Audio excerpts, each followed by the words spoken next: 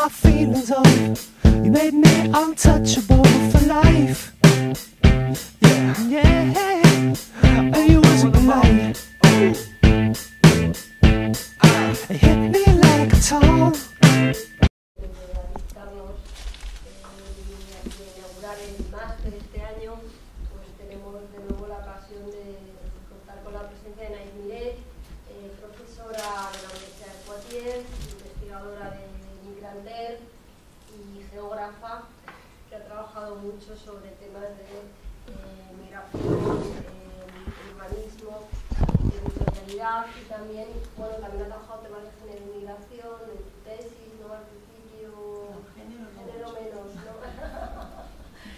Pero bueno, hizo su tesis en Barcelona, su tesis doctoral, y bueno, pues tiene un largo recorrido académico como investigadora.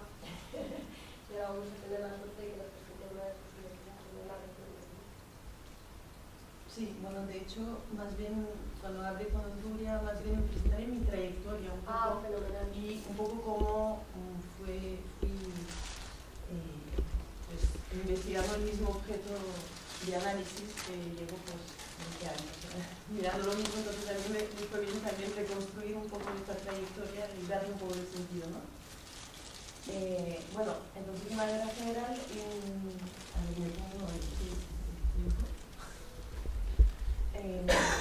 intitulé esta presentación Migración y Cambio Urbano porque, como dijo Laura, soy geógrafa.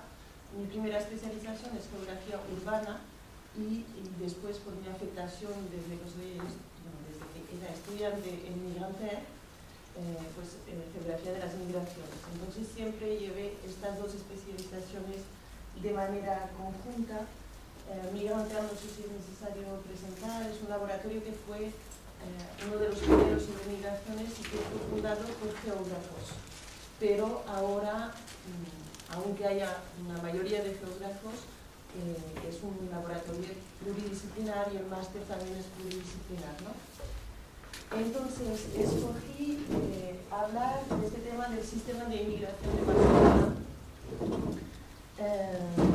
Es decir, hablarles de la relación entre la migración y el cambio urbano, que es mi problemática de investigación desde siempre, a partir de este ejemplo de Barcelona, porque siempre me quedé al final sobre este ejemplo, este estudio de caso, porque me parece muy complicado cambiar de terreno, de análisis para este tipo de problemática.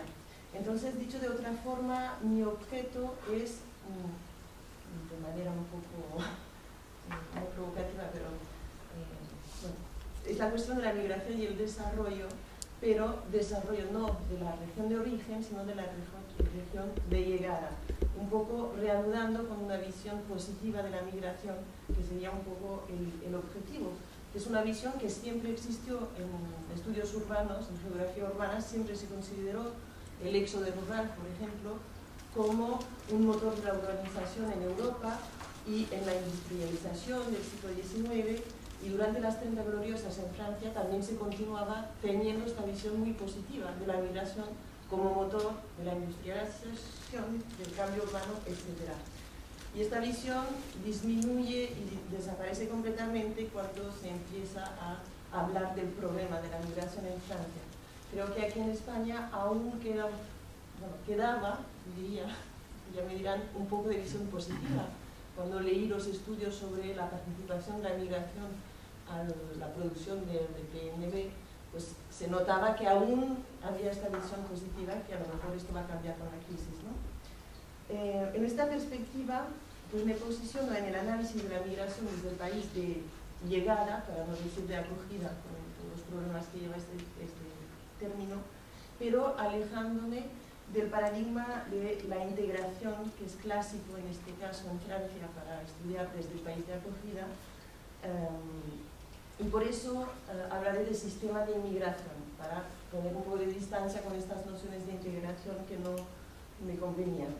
Entonces voy a presentar primero un poco el interés de esta perspectiva de estudio y a continuación comentaré un poco pues, las perspectivas y los dispositivos metodológicos que fueron cambiando y para terminar comentaré algunos elementos del sistema de Barcelona y sobre todo las interrogaciones que me animan, ¿no?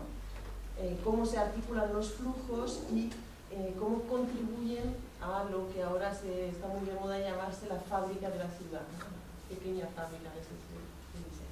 De esta manera también pues, pienso poder darles una visión de los diferentes aspectos que trato, no del género, que nunca lo traté, pero así para eventualmente poder tener colaboraciones puntuales. Para empezar sobre este objeto del sistema de inmigración, la idea de esta noción sería estudiar la convergencia de varias oleadas migratorias en distintas épocas históricas hacia un territorio barcelonés en este caso y analizar sus consecuencias en términos de desarrollo urbano. Entonces, ¿por qué hablar de sistema de inmigración? No se trata de un sistema nacional ni de un flujo étnico nacional, sino de un espacio de acogida que se transforma y evoluciona a partir de la inmigración. Los geógrafos siempre utilizaron esta noción de sistema para analizar la ciudad y es una manera de poner énfasis en una realidad ya conocida de esta participación positiva y continua de los inmigrantes al cambio urbano.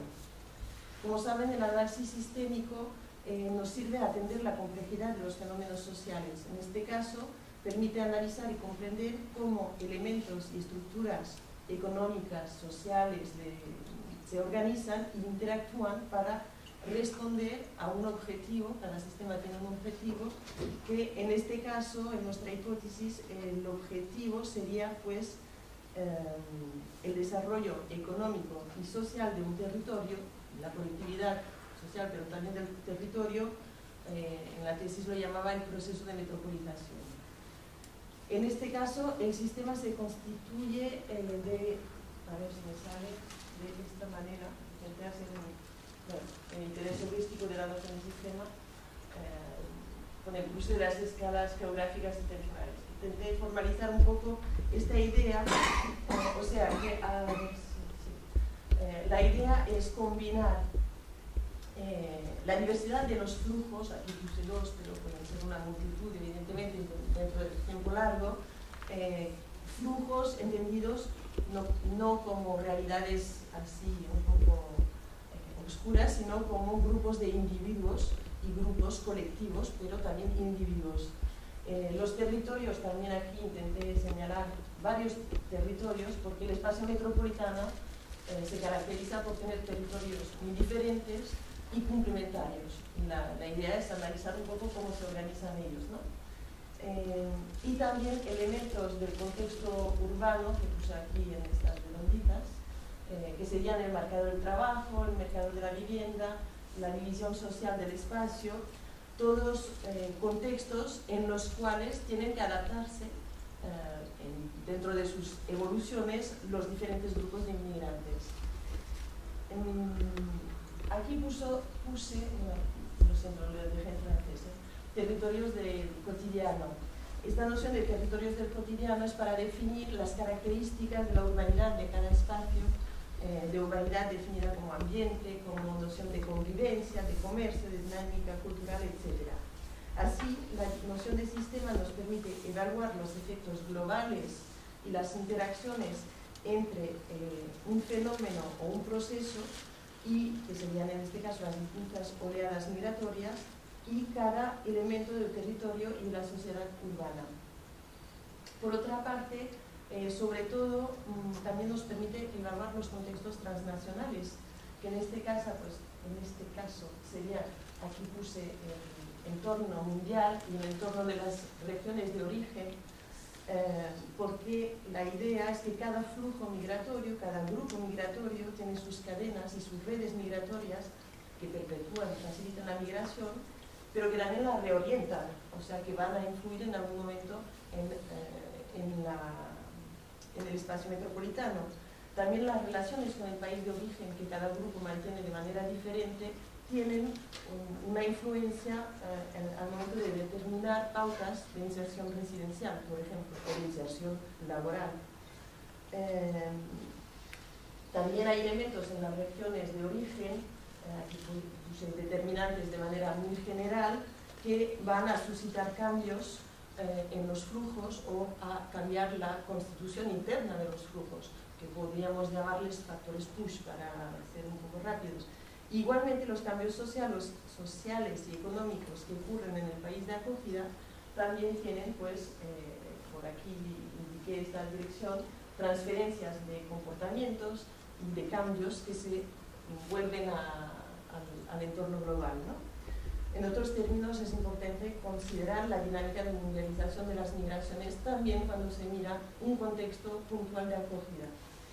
Este enfoque teórico también necesita una diversidad de perspectivas de análisis. Se enmarca en dos posturas epistemológicas que fueron contradictorias en muchos años en Francia, sobre todo no me meto en cómo se analiza aquí, pero que ahora se combinan.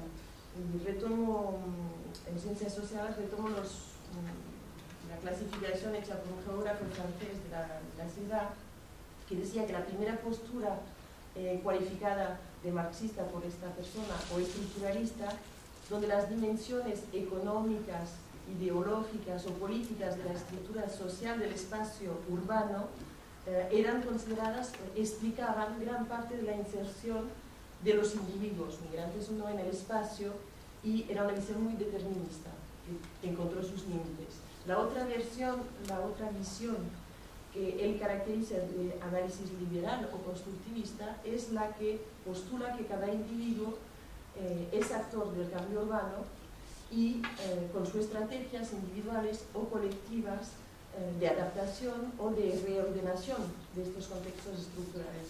Entonces ahora se considera cada vez más en ciencias sociales y en geografía urbana que se tienen que enmarcar, combinar estas dos aproximaciones para, y también esto permite tener dos escalas de análisis, la macro con métodos más cuantitativos y la micro con métodos más cualitativos. En el caso de los inmigrantes, esta variable más constructivista se observa a partir de esta noción de territorios del cotidiano que indiqué aquí en rojo, es decir, de la geografía de los comportamientos. En Francia, varios geógrafos han contribuido a esta evolución conceptual de la geografía de los comportamientos. Esta perspectiva fue tomando importancia a partir de los años 70, cuando se empezó a hablar de espacio vivido para designar representaciones espaciales de los individuos, y estas representaciones siendo constituyentes del modo de actuar en el espacio de cada individuo.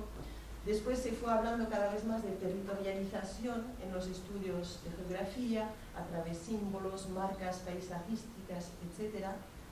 Se fue avanzando hacia la noción de territorialidad, que es la que yo puse aquí, con la dimensión continua o discontinua. Esto, la noción de territorio discontinuo es la que introdujo Alain Darius.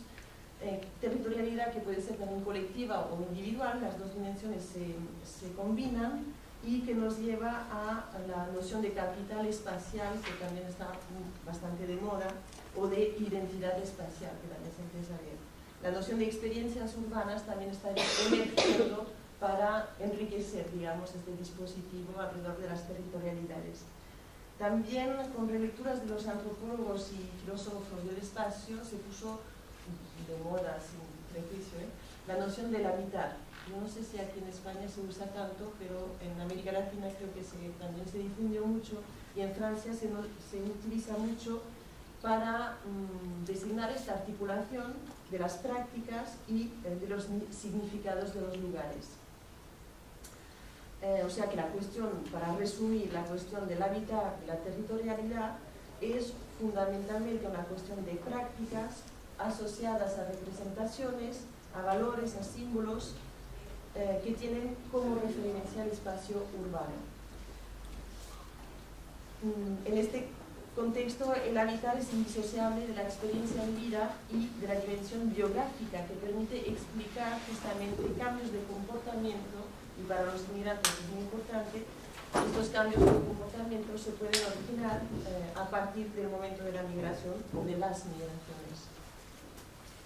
El interés de estos conceptos de territorialidad diferencial para cada grupo que está representado aquí, es de poder mirar en un mismo movimiento las organizaciones sociales diferentes, las funciones económicas diferentes también de los grupos inmigrantes, las representaciones de los urbanos diferentes desde el país, bueno, desde la experiencia de cada grupo. También se abarcan las nociones de acceso a la ciudad diferencial, acceso a los recursos urbanos y evidentemente de comportamientos residenciales diferentes. Entonces estas serían mis hipótesis de partida en este intento de reconstrucción y bueno, ya ven que se diferencia del estudio propio de los sistemas migratorios que por la escala geográfica, ya que yo me centro en la metrópolis a nivel amplio, pero no en el espacio nacional. En cambio, lo que me interesa en esta perspectiva es la perspectiva de mantener la escala internacional articulando lugares de origen y lugares de destino y escalas temporales de los flujos también en su dimensión histórica.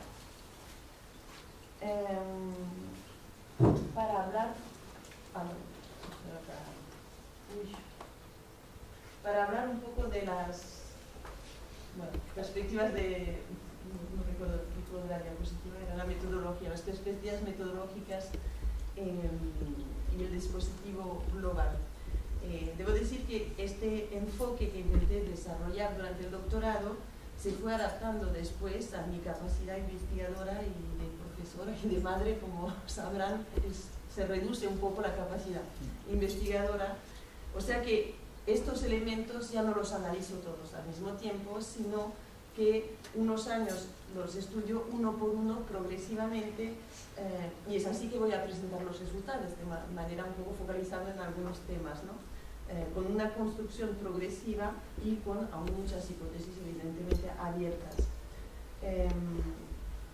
También debo decir que este dispositivo metodológico y las perspectivas son el resultado de oportunidades de investigación y sobre todo de investigaciones colectivas, que se aprende mucho en metodologías y que permiten en este caso analizar algunos aspectos de manera mucho más profunda, ¿no? Entonces aquí puse tres perspectivas de análisis que fueron cambiando, ¿no? La primera sería la entrada por los grupos, siendo siempre poblaciones, bueno, grupos e individuos, siempre las dos dimensiones conjuntas. Para contrarrestar el papel de los inmigrantes en la fábrica de la ciudad se necesita observar comportamientos diferenciados para dar sentido, ¿no? Para esto, pues tuve la ocasión de conocer a distintos grupos. Aquí puse un poco una lista del 92 al 99, más o menos en mi tesis y después de mi tesis, sobre todo me concentré sobre el grupo de senegaleses, gambianos y marroquíes, que en aquel momento también se cabe decir que eran los más numerosos, y después, en el 2007-2012, en los últimos años, en el grupo andino, boliviano y bogotanos, no colombianos, sino bogotanos únicamente.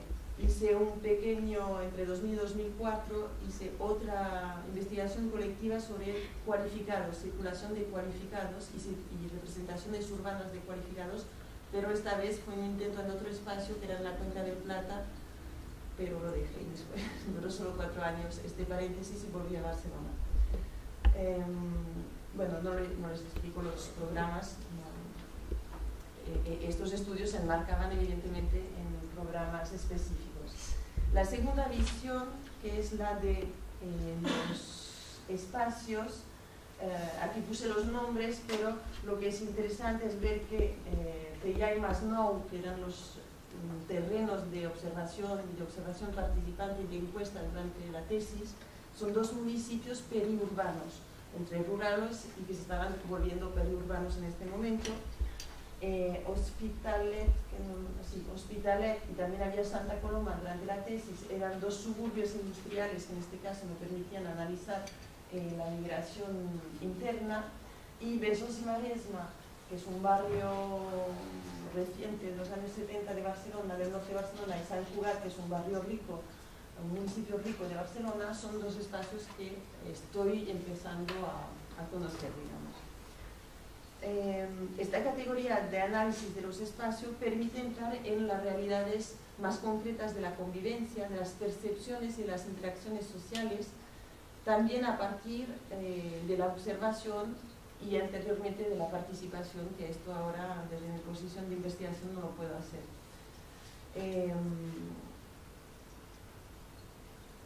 El tercero punto de vista, bueno, este trabajo evidentemente sobre los espacios, que necesita un poco una perspectiva monográfica en el sentido más interesante del término, es necesaria para ver en concreto el cambio urbano, pero está en construcción, ¿no? Esta escala micro está siempre en construcción y falta mucho para conocer totalmente estos espacios, y algunos los deje del todo. El tercer punto de vista, que puse el punto de vista global, el análisis de los contextos y de sus evoluciones, pues es el que puse con el curso metodológico, el de la explotación estadística del padrón a varias escalas. El mapa temático siempre fue utilizado en geografía para captar evoluciones o para señalar espacios de cambio, justamente de transformación de tendencias, nociones que son siempre muy sensibles y que a veces se ven en las estadísticas a pesar de las dificultades de las estadísticas. O sea, permiten no solo traducir una realidad más objetiva, que no es más objetiva esta de las estadísticas, pero tener una visión de conjunto, y también dan una manera de vigilar la coherencia del método cualitativo. En el caso de el trabajo, digamos, monográfico sobre los espacios y del estudio de las poblaciones de los individuos, pues empecé trabajando, ya dije, con observación participante, y cada vez más a través de los programas colectivos que tenían un apartado metodológico muy pesado, en el sentido interesante del término, pues fui orientándome cada vez más sobre la noción de perspectiva biográfica. Creo que puse aquí un ejemplo. Esto es el último programa que hice. Igual tienen costumbre de usar este tipo de material, yo no lo había usado nunca, son matrices biográficas, y que no en el programa se usaban de manera con 3.000 encuestas de manera cuantitativa, pero yo en la parte que tenía en este programa la usamos como soporte de la entrevista cualitativa. Y en este contexto me di cuenta de la riqueza de este punto de vista, que permite para cada individuo, y obliga al individuo mismo a recomponer su historia de vida, concretamente cruzando las escalas residenciales, los eventos migratorios, los eventos familiares, profesionales, y los individuos ellos mismos les da una capacidad reflexiva muy interesante y muy homogénea de un individuo a otro. Entonces realmente eso fue un cambio en mi perspectiva metodológica muy importante. Bueno, y ya entonces quería empezar a hablar de este contexto urbano. Bueno, solo puse eso que ya enseñé a los estudiantes para dar una idea de la realidad espacial de esta metrópolis. Pues la comparación con Madrid, más que nada, porque este círculo verde, que es el de los 3 millones de habitantes que tienen las dos metrópolis, las dos áreas centrales de las metrópolis, se corresponden, pero en un caso, el caso de Madrid es el municipio central, y en el caso de Barcelona son 35 municipios de la conurbación por cuestiones políticas y administrativas antiguas, ¿no? Pero entonces, en este caso era para un programa donde se comparaba Barcelona y Madrid. La idea es comparar la parte densa, en un caso área metropolitana y en el otro caso municipio central. Bueno, presentaré un poco solo las poblaciones, sobre todo porque no hablé de la migración interna, pero el principio de este enfoque sobre el sistema de migración fue constatar el peso de la migración interna dentro de la construcción del territorio barcelonés.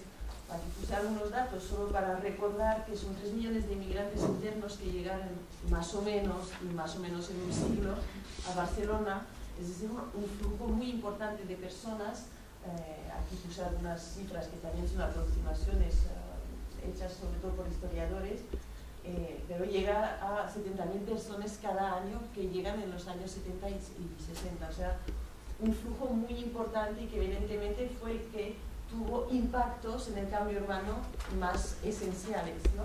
Pero como también podría ser algunos flujos en otras ciudades de migración interna o de éxodo rural, ¿no?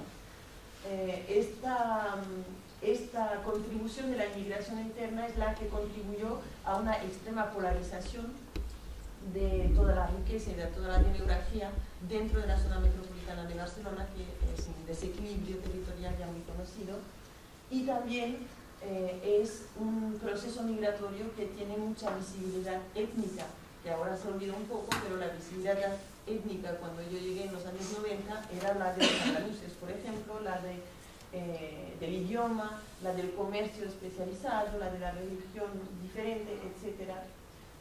No recuerdo qué había debajo. Da igual. Después, los flujos las poblaciones, más bien los flujos que estudié, aquí vemos los marroquíes, no se ven los senegaleses y los gambianos porque son grupitos, aunque estaban todos en los años 90 concentrados, en su mayoría en Cataluña y en Barcelona, no se ven en este gráfico. Pero más que nada era el peso de los marroquíes, que eran los primeros en llegar en el territorio y con comportamientos específicos. En total son unas 50.000, aquí se ven unas 50.000 personas de origen africana que llegaron, pero de manera bastante progresiva, porque son los primeros inmigrantes en llegar en Cataluña desde 1980 y bueno, pues del 2000 también continúan llegando después, pero no serán los flujos más remarcables. Las características de esta migración, que en un principio se decía que se estaba estancada en los Pirineos por la voluntad de pasar a Francia, son las dificultades legales de este grupo y su inserción en la economía sumergida, en este caso en la agricultura y en la industria turística y un poco la construcción. Y sobre todo una extrema movilidad profesional. El otro grupo que estudio, que sería la migración andina recién, aquí se ve evidentemente el grupo de los ecuatorianos, de los bolivianos, colombianos y peruanos, con los ecuatorianos que sobresalen, pero más que nada nos hemos focalizado en el grupo boliviano por cuestiones de la evolución de la investigación. Solo para decir que los andinos también son el 17% de los andinos en España están en Barcelona, en la comunidad urbana. Entonces hay un peso, una representatividad bastante importante del grupo en este caso. Y los bolivianos ahora son unos 50.000 y llegaron muy recientemente, eso es lo que era interesante, porque llegaron en los 10 últimos años. Los colombianos, los bogotanos que estudié, en este caso son solo un colectivo muy cualificado de bogotanos. El segundo punto del sistema que quería comentar son las lógicas residenciales. Aquí puse un poco una imagen de la construcción territorial heredada de estos flujos, de la llegada de estos 3 millones de inmigrantes españoles, porque evidentemente sus modos de residencia son los que marcaron la pauta de crecimiento del territorio, porque es el momento de crecimiento del territorio urbano. Solo sin entrar en detalle, era para señalar una estructura de segregación socioespacial muy marcada por esta migración, antiguamente por estas líneas verdes que serían los focos de barraquismo que constituyeron la historia de la ciudad de manera muy importante, y de manera más reciente a través de este semicírculo de incluso vivienda social, no es solo vivienda social, pero de barrios más recientes, de suburbios industriales, con vivienda social y también con pueblos como Hospitalet que aumentaron muy rápidamente su tejido de vivienda y industrial.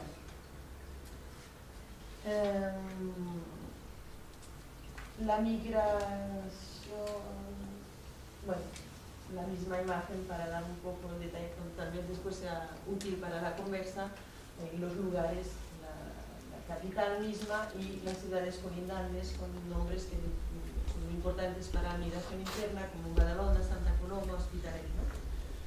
Aquí es para mostrar dentro de Barcelona el peso de los nuevos barrios, los barrios que crecieron literalmente desde los 50 y hasta los 70, de barrios sobre todo de vivienda social y vivienda colectiva, polígonos de este estilo o no, otro estilo. Son los espacios obreros porque la migración interna tuvo este papel de ejército de mano de obra de la industrialización barcelonesa, y también son los espacios de la deslocalización industrial, del hispanismo, ya lo dije, del folclore en cierto sentido, y también después de la crisis industrial.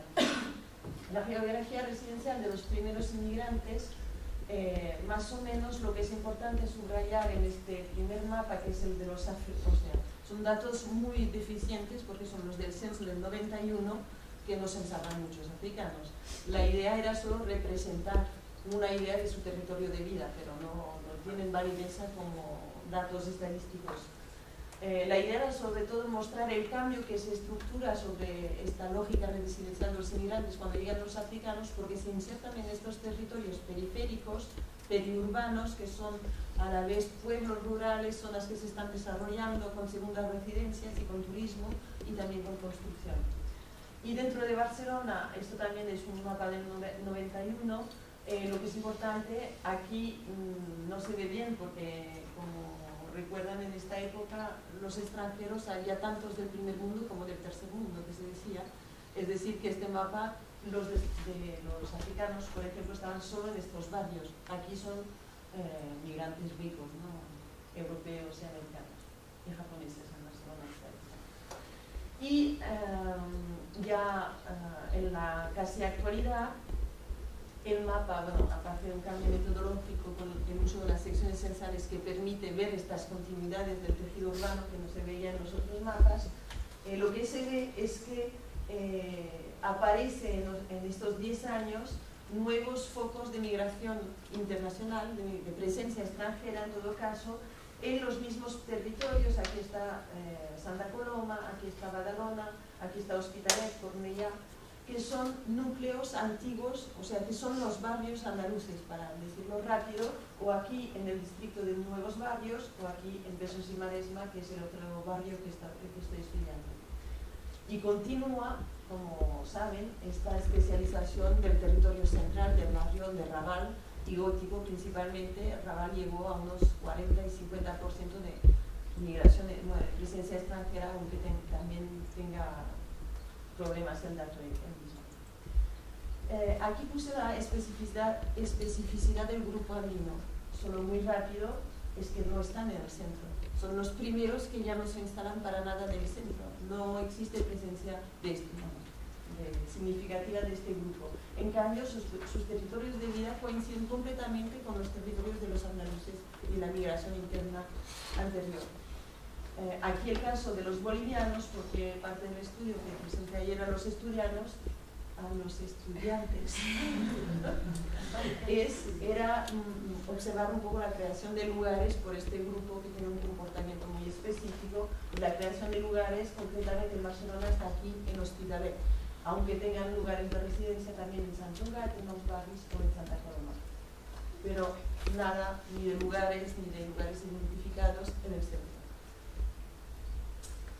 Y bueno, esto es para expresar esta especificidad de los comportamientos residenciales de los muy calificados bogotanos que entrevistamos. Este análisis me interesó integrarlo porque muestra cómo algunos grupos tienen una adopción de pautas de inserción urbana muy rápidamente que se asimilan a las de los locales, muy más rápidamente que otras. Parece una evidencia, pero en este caso lo hemos estudiado de manera más compleja, en este caso para, sobre todo, estudiantes y profesionales intelectuales provenientes de Bogotá. Y muy concretamente se ubican en la ciudad de Barcelona con comportamientos que son el negativo de lo que rechazaron en Bogotá. O sea, también son comportamientos que explican su migración. Y en este sentido es muy interesante para esta temática de la territorialidad urbana de los individuos y de los grupos. Entonces, para concluir, se puede, bueno, este punto, ¿me puedo hablar un poco? Calculé 40 minutos. Se pueden deducir estos aportes con los inmigrantes que adaptan con sus medios propios a las imposiciones, digamos, del sistema, a los contextos y a la organización socioeconómica. ¿Cuáles son estos contextos que estaban dibujados en el cuadro? Para ir muy rápido, bueno, la organización socioespacial heredada, en este caso dentro de la ciudad, del municipio central, aquí en azul aparecen los barrios grises, los barrios ricos, y claramente se ve que los barrios dentro de los cuales se insertan, por ejemplo, la población andina, muchos grupos, pero sobre todo donde se insertan los andinos, son barrios pues de nivel de vida muy inferior al del resto de la ciudad, y la continuidad en los municipios colindantes también es de barrios de menor nivel de vida. Otro contexto muy importante que no tiene nada de especial a Barcelona, pero que es conocido en todas las ciudades españolas, es el de la desconcentración residencial. Desconcentración que existe para todos los grupos, que se inscribe en un movimiento de desconcentración de toda la población, que tiene que ver con la promoción también de construcciones nuevas en periferia y en este famoso ambiente periurbano. Es un proceso clásico en Europa que tal vez en Barcelona llegó un poco más tarde, y la desconcentración de los asentamientos de extranjeros que han estado subrayados en los últimos años por varios autores en la literatura española y en varios casos de estudio, pues tienen que ver con el crecimiento de esta burbuja inmobiliaria y el ascenso residencial para muchas familias que mejoran su estatus marchando a la periferia. Esto es un contexto también que tiene mucha importancia a la hora de mirar cómo se insertan los extranjeros.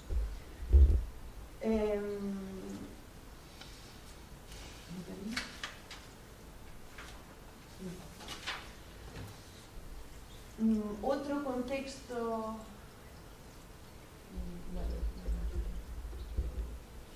otro contexto es el de la abertura del mercado inmobiliario periférico. En este caso, el mercado de la vivienda de los años 60 y 70, que fue la vivienda preferencial de la población inmigrante interna. La vivienda de protección oficial, más o menos en estos años, al final de los 90 y en los 2000, termina la protección oficial y se abre al mercado de la vivienda privada. Y al mismo tiempo hay un envejecimiento demográfico y un despoblamiento de estos barrios y mucha vacancia, se dice, en el mercado de la vivienda. Mucha oferta. Sí, pisos vacíos. Porque mucha gente, pues la ascensión residencial es salir de estos barrios, ¿no? Al mismo tiempo se empiezan a ver las hipotecas más atractivas para grupos inmigrantes y nuevos procesos especulativos en estos barrios que estaban un poco estancados. Esto lo mostró muy bien Cecilia Severi en el caso de San Cristóbal de los Ángeles en Madrid, que explicó realmente en detalle cómo cambia la oferta y cómo se hace este cambio, esta sustitución residencial entre antiguos migrantes y migrantes más recientes y generaciones también diferentes. Esto es solo un mapa que robé a este señor, que es para mostrar el peso de las políticas del contexto político, del tratamiento nuevo que tienen los barrios periféricos en este marco del análisis del desfavorecimiento. Y en Cataluña hay una ley, la ley de barrios, que tiene un programa específico hacia estos barrios, y evidentemente en estos barrios es donde hay pues, los grupos extranjeros residentes. Entonces se tendría que estudiar de manera más directa esta relación, pero es un contexto muy fuerte a la hora de entender qué pasa en estos barrios.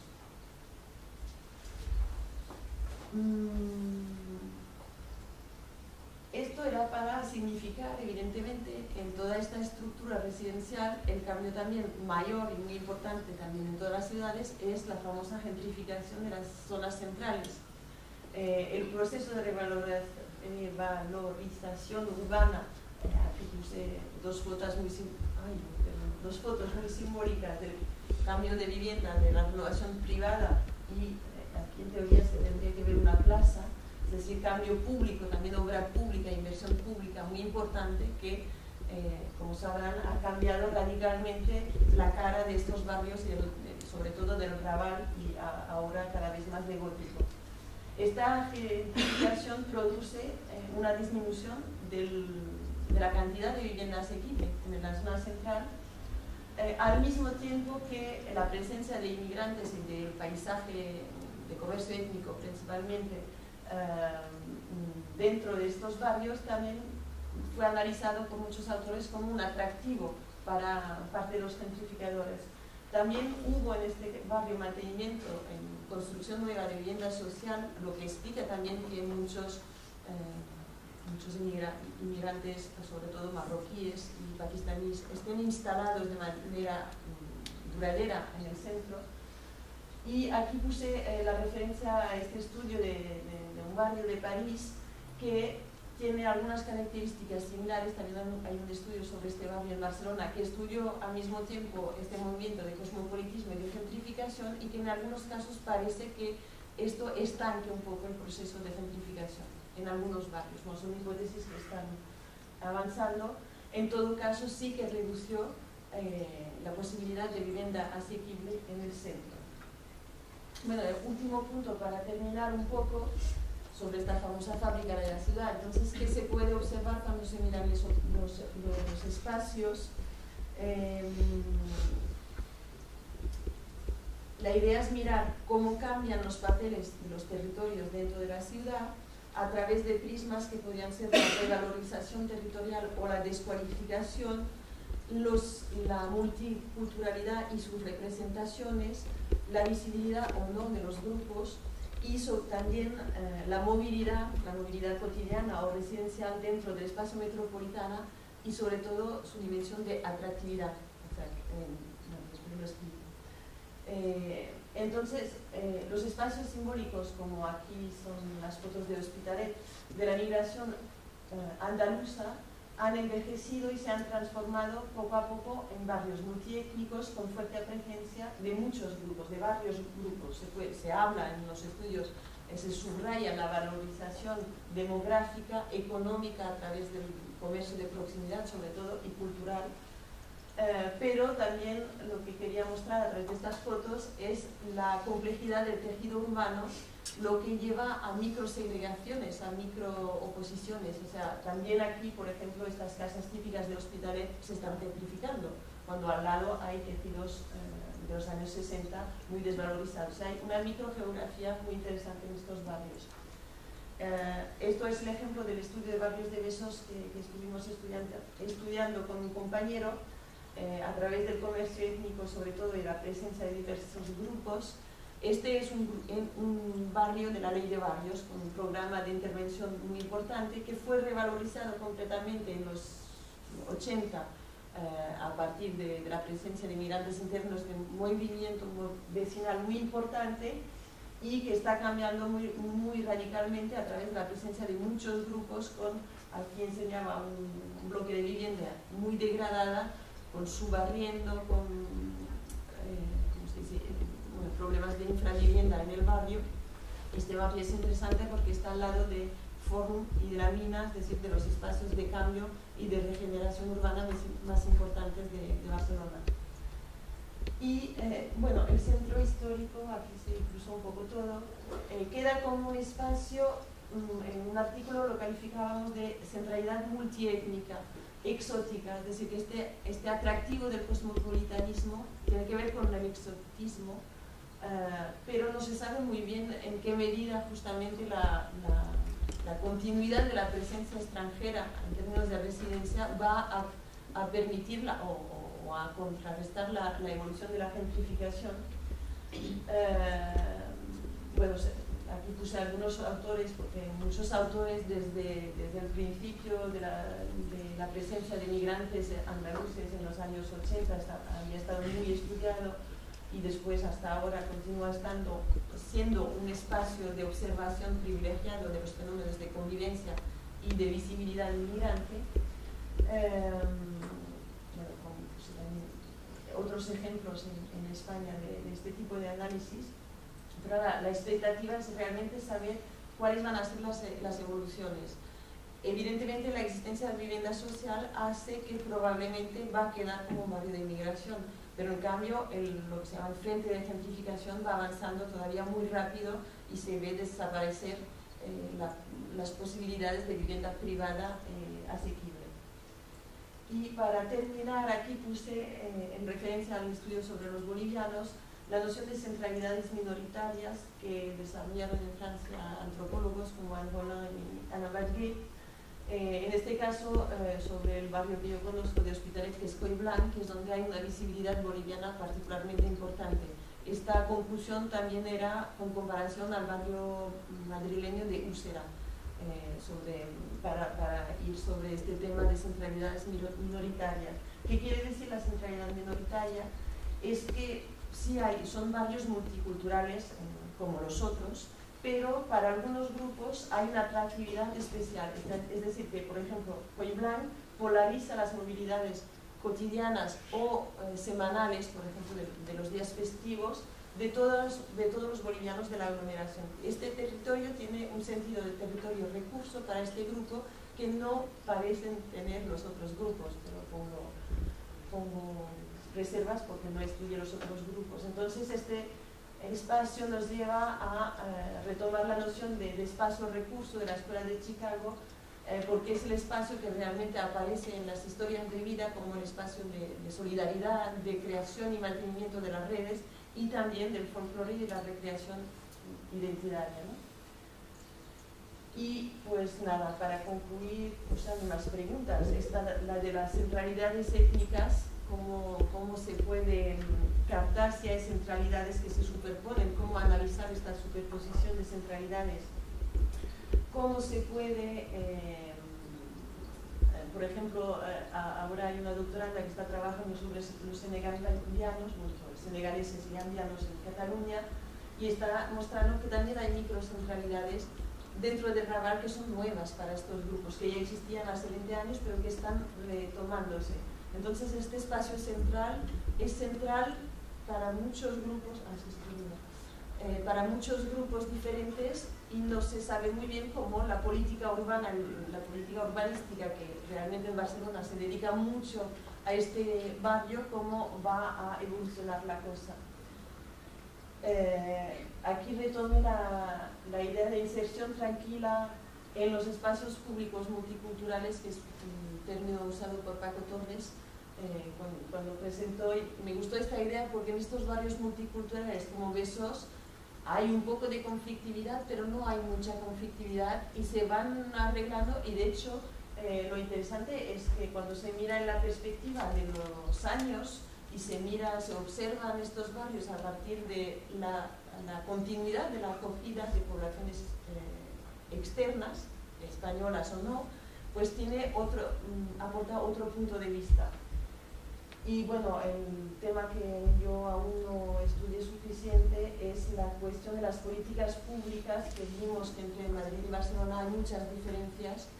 Ayer lo comentamos con los estudiantes porque no tengo muy claro aún cuál es el papel de las políticas de integración y de acogidas diferenciales y de esta geografía, lo que llaman discriminación positiva territorial en los barrios desfavorecidos.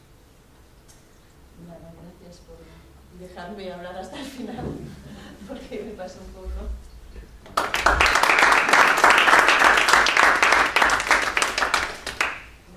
Muchísimas gracias, Nay, porque yo creo que además nos aporta una perspectiva a la geográfica que en el marco del contexto español no estamos muy acostumbrados a escuchar.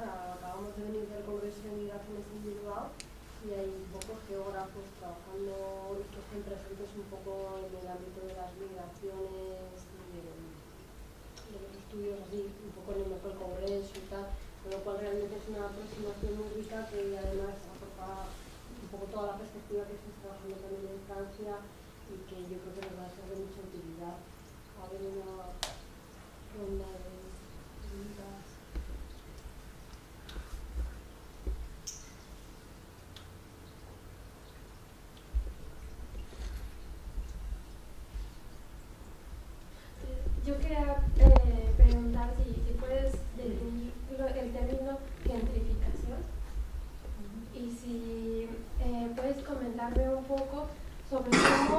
estaban esos bogotanos calificados que decías que tenían facilidades por su cualificación?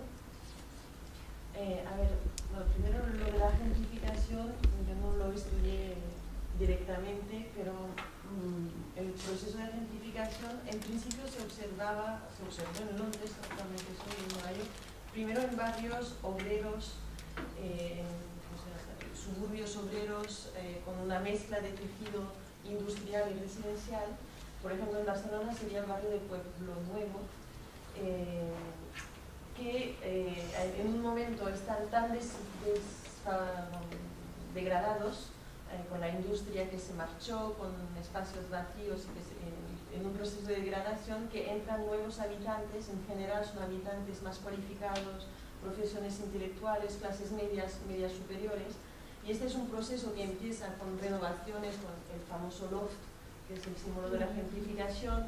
Con primero se vio muy claramente en Poblenou, con pues, talleres de artistas, talleres de intelectuales. Después van llegando familias que también tienen una posibilidad de adquirir vivienda a un precio interesante y de reformarla, y este proceso en las 2 últimas décadas fue acompañado por procesos de políticas urbanas de revalorización, en concreto de las zonas centrales, también de Poblenou, pero de las zonas centrales en todas las ciudades europeas, de construcción de equipamientos públicos, a equipamientos de ámbito general, de ámbito metropolitano, como sería en Barcelona el Museo de Arte Contemporáneo, bueno, facultades. La nueva facultad de geografía está dentro del barrio multiétnico. Estos equipamientos también dan otro ritmo a este proceso individual, y en general en este momento, cuando ya el territorio está de moda para ir rápido, llegan las inmobiliarias que aceleran mucho el proceso, y se ve en la evolución social de los barrios, que eran pues, despoblados, envejecidos y pobres, se ve cambiar la estratificación social. La otra pregunta, la de los bogotanos, ¿cómo se ve?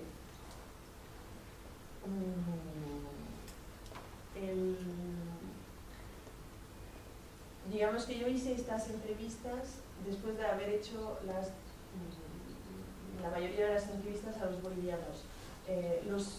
Las personas que entrevisté eran 15 personas, con entrevistas muy largas, son intelectuales o jóvenes o profesionales que llegan con un contrato de trabajo en Barcelona, que en un principio llegan de manera muy aventurera para unos años, pero se observa que son gente que viene de barrios también altos de Bogotá, en general no todos, o de estudiantes que vienen de familias de clase media, media superior, y que tienen un currículum, digamos, de estudio que les permite cambiar de estatus social, y que se van a instalar al final en Barcelona con la adopción muy rápida de las pautas del resto de la población de Barcelona. O sea, en 3 o 4 años adoptan pautas residenciales, por ejemplo, que son propias de habitantes de 10 o 15 años al menos. Esto es significativo. ¿Y de eso tienes algún artículo que me puedas compartir? Estoy escribiendo. Bueno. Pero no sé si tengo una comunicación dentro de un mes, pero es la clase que voy a dar después, si te interesa. Vale. Presentaré un poco más con detalle el estudio, en todo caso. Gracias.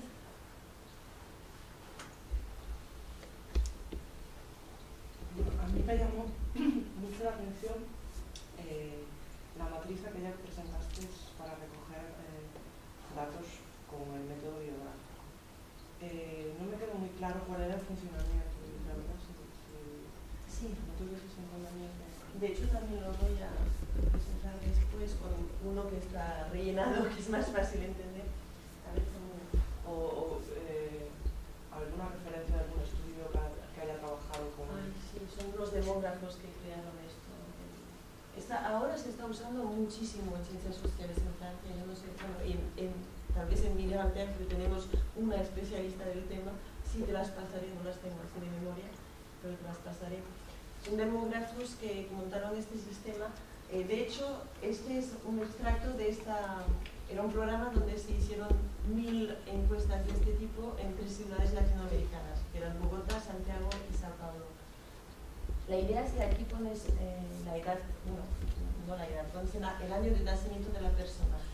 Y la persona le preguntas pues el país de residencia. En este caso para Bogotá era importante también captar la migración interna, entonces el departamento de nacimiento o de residencia a cada etapa de la vida.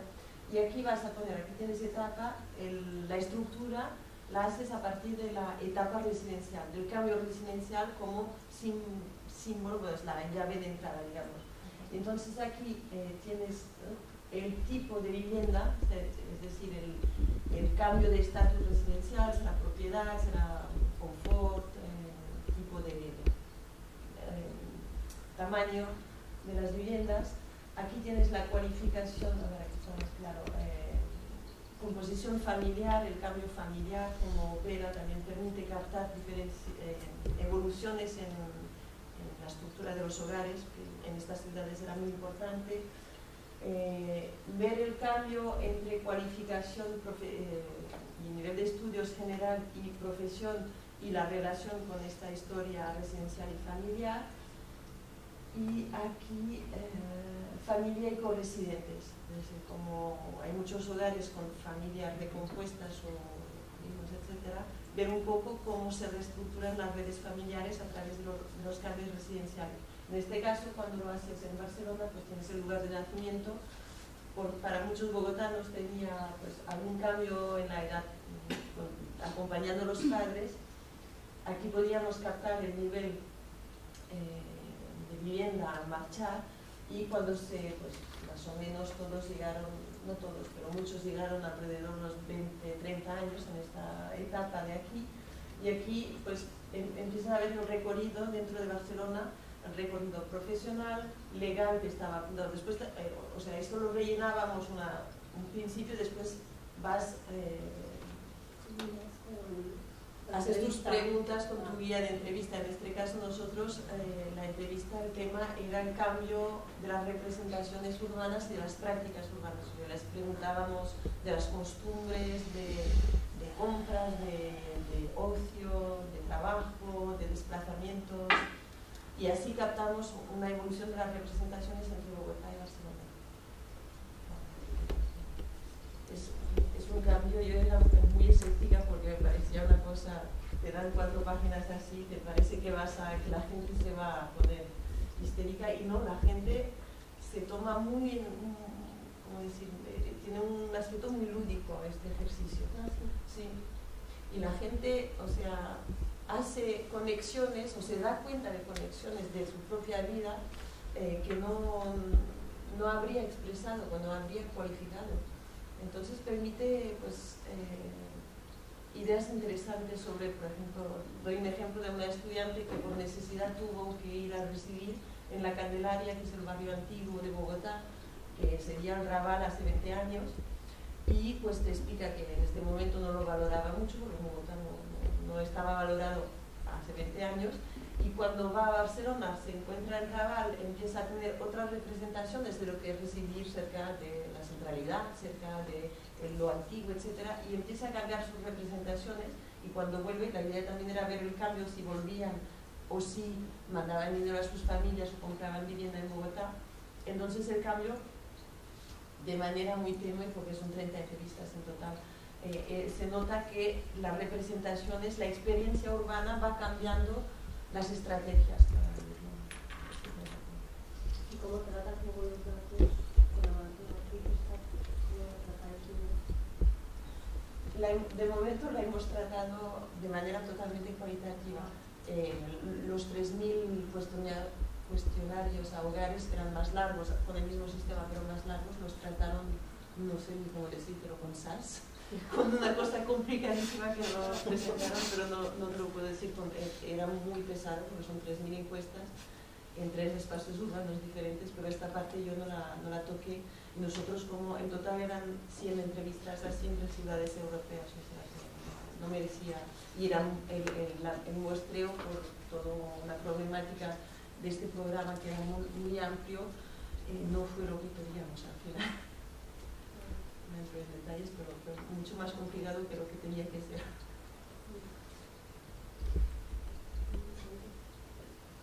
Bueno, yo más que una pregunta era como pedirte casi un pronóstico, porque ahora que aprecio, bueno, me ha encantado el trabajo que has expuesto, porque me interesan mucho estas cuestiones de asentamiento y estrategias, diferentes estrategias residenciales, pero ahora que vemos que la situación de crisis en la que estamos viviendo parece que se va a alargar un poco más de lo que nos decían que iba a durar, quizás esos flujos que se han estudiado tanto desde la geografía y desde el estudio de los asentamientos urbanos, de diferentes pautas de asentamiento, perdón, en la ciudad y de... Esto mismo que nos has expuesto, ¿crees que ahora con este cambio, incluso con el retorno, qué posibilidades de investigación va a tener comunidades que a lo mejor hayan invertido, comunidades migrantes que hayan invertido más en vivienda aquí, en destino, que ahora se vean a lo mejor un poco vinculados a esa inversión y no tengan un retorno a lo mejor más libre? ¿Crees que va a haber pautas de movilidad muy diferentes según las comunidades? Por ejemplo, algunas que hayan invertido en vivienda. Claro, es como un pronóstico, pero ¿crees que puede haber cierto interés? La verdad es que de pronóstico no lo haré, pero a mí lo que me parece interesante es esta perspectiva biográfica. O sea, los pocos ejemplos de entrevistas de familias que tengo así en la mente, bolivianas esencialmente o con los bogotanos, realmente esta dimensión biográfica, por ejemplo, pienso en los 70 en España también hubo una temática del retorno, en 74, 75, cuando la crisis, hubo familias andaluzas y padres andaluces que retornaron, pero la mayoría no retornaron del todo, retornaron y circularon y conservaron el piso en Besós, en Hospitalet. Eso es una cosa, evidentemente no es lo mismo de retornar a Andalucía que a Bolivia, pero por otra parte yo lo comentaba con Antía hace 2 días, es que los que vi retornar, que me comentaron lo del retorno, eran las familias más instaladas. En algunos casos, mujeres que habían montado un comercio comercio, ni étnico ni otra cosa, pero un comercio que podían vender, que habían pagado todos los gastos, que ya habían empezado a pensar en volver, pero tampoco lo tenían tan claro, porque al tener hijos aquí, que en un primer tiempo los hijos no querían venir, al final vinieron, y en algunos casos ya empiezan a tener ganas de quedarse, no era, y las que no podían retornar eran algunos de los más recién llegados, porque ellos estaban en una situación tan difícil que no podían retornar.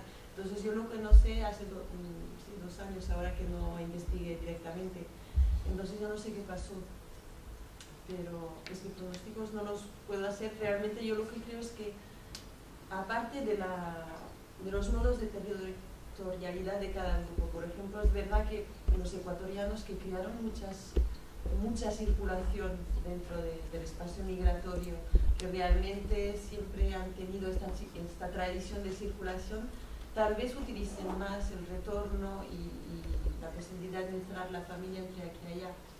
Los bolivianos tienen, cuando llegaron a Barcelona y a Madrid después de marchar de Buenos Aires, algunos hemos captado algunas familias que han hecho Buenos Aires directamente Madrid o Barcelona, entonces tienen mucha costumbre de reorientar todo el mecanismo, digamos, pero siempre hay en las biografías familiares pues familias, por ejemplo las familias que crearon, que tienen mucha visibilidad, que son un poco líderes del grupo boliviano, aunque tengan muchas dificultades y que el grupo pues se vaya disminuyendo, que alguno de los miembros de la familia se vuelve, intentan quedarse y están muy instalados también. Entonces, no sé, a nivel de pronóstico, una cosa es el flujo global que se estancó y que bajó para los bolivianos, se nota que hubo retornos, pero otra cosa es la población que ya está asentada, aunque sea desde hace poco tiempo. No es tan claro que habrá reorientación, pero creo que a partir de un grupo de 50.000 personas ya se es un polo de la diáspora, si se puede decir así, sin entrar en la problemática de la diáspora, pero ya Barcelona y Madrid son focos que en algún momento pueden ser nuevos lugares de rehabilitación. Yo también te quería preguntar, hablaste antes de la ley de barrios en Barcelona, ¿no? Que esta ley tuvo dos fases, ¿no? Una primera fase más centrada en lo que era mejora urbanística y una segunda fase más centrada en impacto social. Es decir, ya tenemos las aceras, ya tenemos los espacios públicos, ahora nos damos cuenta de que el problema está en que la gente, digamos, tiene unos recursos, digamos, económicos bajos, ¿no? A mí, convivencia. Efectivamente, sí, y de convivencia, ¿no? Y hay dos cuestiones para mí, ¿no? Es decir, yo haciendo campo, digamos, en Cataluña, una de las cuestiones que más me llamó la atención fue un barrio de Vic donde vive mucha población marroquí, se invirtió muchísimo, es decir, y hablabas con varios concejales y decías que ahora mismo aquel barrio era el que mejor equipamientos tenía de la ciudad y cómo, sin embargo, la gente se quería marchar de allí, ¿no? Es decir, sobre todo los autóctonos que no querían compartir espacio con los inmigrantes, ¿no? Otro tema, por ejemplo, Salt, ¿no? Donde esta vieja inmigración andaluza y demás se quiere marchar de allí para no compartir espacio, no se puede deshacer de los pisos porque según ellos han caído en valor y se sienten obligados como a convivir con estas personas, ¿no? Y esto lo contrasto con Barcelona, ¿no? Lo que comentabas tú, esta gentrificación, ¿no?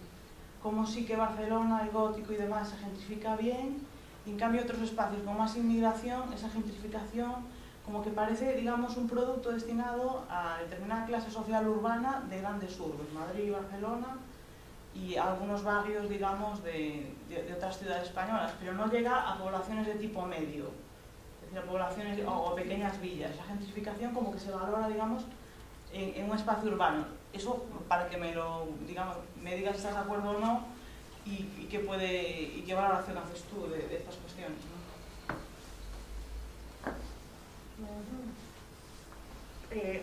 Cuando comentabas esto de los vecinos que se quieren marchar, no sé, pero sé que la tesis de Cecilia Severi realmente propone otra lectura total, porque como mira la evolución del poblamiento en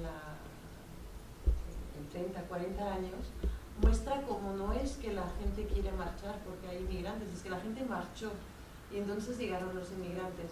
Y lo que es interesante es que, por ejemplo, este discurso de es que queremos marchar, pero no podemos vender el piso y ahora qué vamos a hacer, aquí ya no se puede vivir, es el discurso que ella recolecta en las personas mayores. En los fracasados. Fracasados o ancianos, digamos, que los hijos marcharon en muchos casos y que ellos pues se quedaron como otra persona mayor se quedaría en cualquier barrio porque termina su vida residencial en el piso que compró. Y entonces era como, si recuerdo bien lo que decía Cecilia, era como una reinterpretación de la situación del barrio. Y ella, por ejemplo, para esta generación, que realmente eran barrios muy envejecidos, empezó, será impresionante la pirámide de edades antes que lleguen los extranjeros, pues no sé, es el barrio más anciano de Barcelona. Entonces, pues el conflicto, la noción de conflicto también tiene mucho que ver con la cuestión de generaciones. Bueno, esto es para que te lo leas porque realmente la demostración que hace es muy interesante. Sobre la ley de barrios, creo que yo no la estudié en todo, la vi solo la acción directamente en el barrio de Besos y Maresma, pero es un barrio muy especial, primero porque es uno de los barrios que que conoció una mejora inmensa en los años 80, o sea que ahora hay deterioro físico, pero digamos no es lo más urgente, no era lo más urgente y directamente entraron en el apartado de convivencia, de inserción profesional, etc. Entonces, sí que había este discurso, pero también también es muy específico y a mí me interesaba también por eso, porque es el barrio Besós está al lado de la mina, que supongo que todos conocen el barrio de la mina, con una población gitana muy importante y que fue el símbolo del barrio desfavorecido y que de los estudios que justificaron la ley de barrios, ¿no? Entonces esta vecindad la mina, que ahora tiene su universidad, su tranvía, que está completamente transformada, pisos comisariados, todo está nuevo allá, todo casi, porque por detrás está menos nuevo.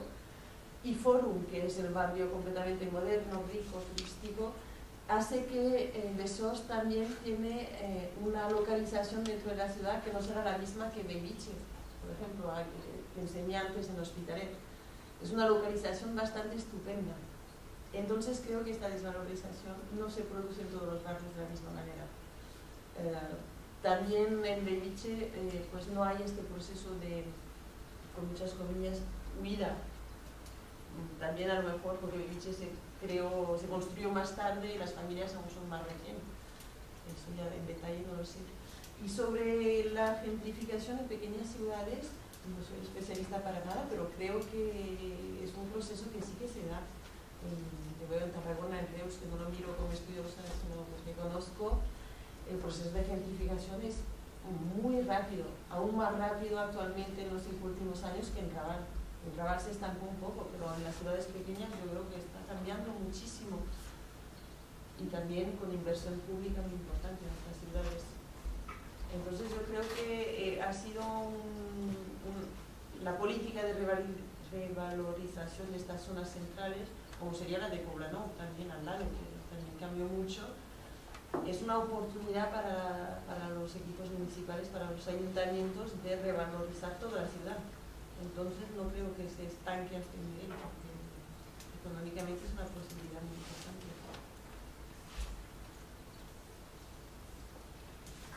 ¿Cómo ves, si tuviéramos que comparar un poco el caso francés, ¿no? Yo sé que se me da un batón y tal, pero bueno, hacia unos grandes rasgos, ¿no? Un poco para contextualizar, ¿no? ¿Qué diferencias grandes ves entre cómo se ha integrado la inmigración en las ciudades en España y bueno, la diferencia con las banlieues en Francia, no sé, a grandes rasgos, ¿no? No, sentimientos así. Sí, más que nada es que es una bomba, porque en 2005 cuando estaba en Barcelona y no quería hablar de esto porque cuando había los disturbios en Francia se estaba equiparando cosas que no tenían nada que ver. Claro. No tienen nada que ver. Un primer elemento es que creo que si se mira desde la perspectiva larga de la historia migratoria, se pueden equiparar, en todo caso en Barcelona, algunas poblaciones originarias, y sobre todo los andaluces, porque eran grupos muy segregados, digamos, y muy discriminados también. Bueno, discriminados no es la palabra, pero con una especialización económica muy fuerte. La situación de estos grupos al momento de la crisis y de la desindustrialización se puede comparar bastante con la situación de los migrantes tradicionales franceses, digamos los magrebíes, para ir rápido, no los tradicionales porque no serían los españoles, pero las últimas generaciones del fordismo, digamos. Entonces se podría decir que estos grupos, bueno, en los dos casos hay una segunda generación en parte muy integrada y en parte con déficit y discriminación.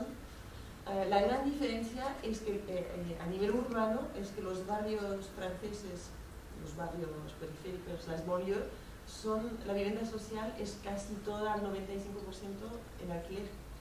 Entonces no tiene esta historia. No hay abertura al mercado oficial. O sea que es el impacto de las políticas que pasan por las políticas de atribución de vivienda, con muchas dificultades, muchas críticas y discriminaciones, y que probablemente tuvieron un impacto, es muy diferente. Después la ley de barrios, sin tener prejuicios, pero la entiendo mucho como una inspiración y una mejora de lo que se hizo en Francia sobre la discriminación positiva territorial, la política de la ville, que se dice en Francia. Es muy inspirada. En Francia ahora esta política más que nada no va dirigida a las generaciones antiguas, o sea, nació con las generaciones de segunda generación magrebíes, con los Verts, pero últimamente se especializó en las migraciones más recientes, sobre todo de África subsahariana, asiáticas.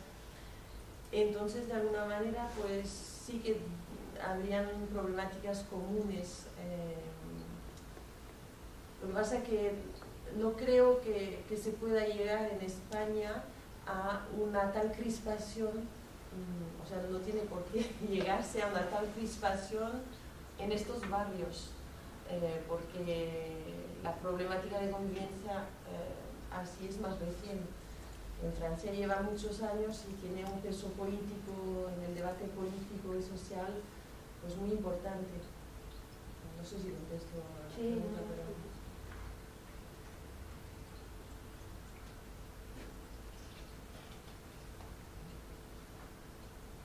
Una preguntita más.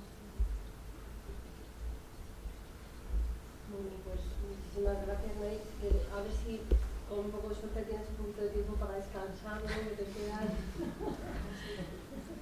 una tarde un poco densa.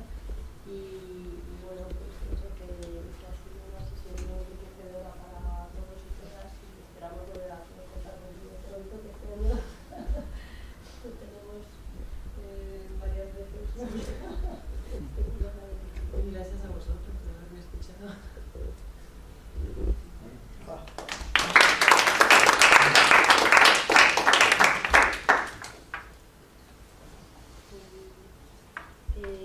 Sabéis que hay más sesiones del seminario, tenéis el programa y bueno, pues esperamos poder contar con vosotros la próxima vez.